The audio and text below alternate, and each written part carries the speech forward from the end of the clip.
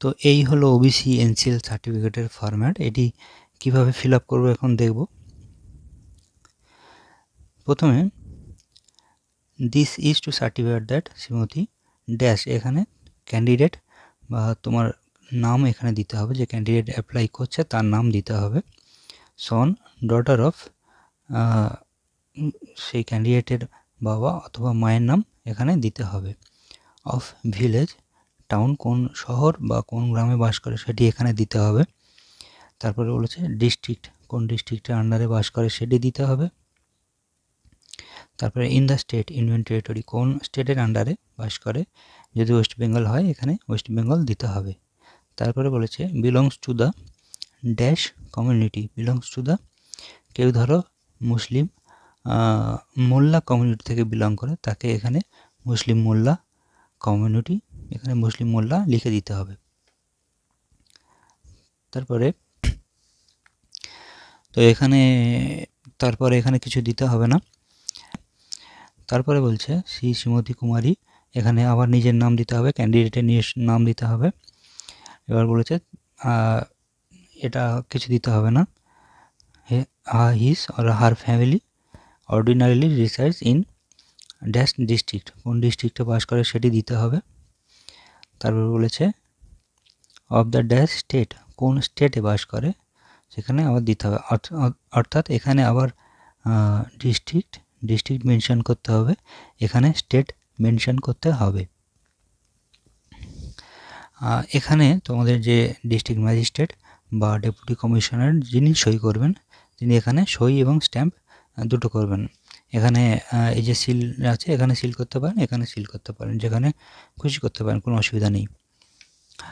আর এই সার্টিফিকেটের নিচে একটি কলম দিতে হবে, এখানে লিখে দিতে হবে। অনেক ক্ষেত্রে এখানে লিখে দেয়, বেশিরভাগ ক্ষেত্রেই লিখে দেয় সামনে এখানে। সেটি হলো this certificate is issued on the basic of OBC certificate vide certificate নম্বর, অর্থাৎ তোমার যে অরিজিনাল ওবিসি সার্টিফিকেট আছে সেই নম্বরটা দিতে হবে। তারপরে ডেটেড অফ এত, অর্থাৎ কোন তারিখে সার্টিফিকেট ইস্যু হয়েছে সেই তারিখ দিতে হবে। অফ এসডিও থেকে যে ইস্যু হয়েছে সেই এসডিওর নামটা দিতে হবে। এইটুকু শুধু দিয়ে দিতে হবে। অর্থাৎ এই যে সার্টিফিকেটটা কিসের ভিত্তিতে তোমাকে দেবে, এই সার্টিফিকেটটা কিসের ভিত্তিতে দেবে, এই সার্টিফিকেটটা তোমার দেবে তোমার অরিজিনাল যে ওবিসি সার্টিফিকেট আছে সেই সার্টিফিকেটের ভিত্তিতে দেবে। সেই সংক্রান্ত তোমার যে সার্টিফিকেটের নাম্বারটা এখানে নিচে দিয়ে দিতে হবে। This certificate is issued on the basic of OBC certificate vide, তোমার সার্টিফিকেট নম্বর, ডেটেড অফ এত, সার্টিফিকেট কোন ডেটে ইস্যু হয়েছিল সেই ডেটটা, ফ্রম তোমার যে এসডিওর আন্ডার থেকে ইস্যু হয়েছিল সেই এসডিওর নামটা দিয়ে দিতে হবে। ব্যাস এইটুকু দিয়ে যে সমস্ত ডকুমেন্টস আগে আমি আলোচনা করলাম সেই ডকুমেন্টসগুলো একসাথে দিয়ে ওবিসি এনসিএল যে সার্টিফিকেট এই ফরম্যাটটা 2 কপি ওর সাথে অ্যাটাচ করে জমা দেবে।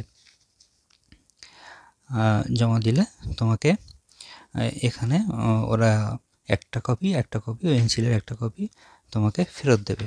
অর্থাৎ এটা যেটা সিল সই করে ফেরত দেবে সেটাই তোমার এনসিএল সার্টিফিকেট।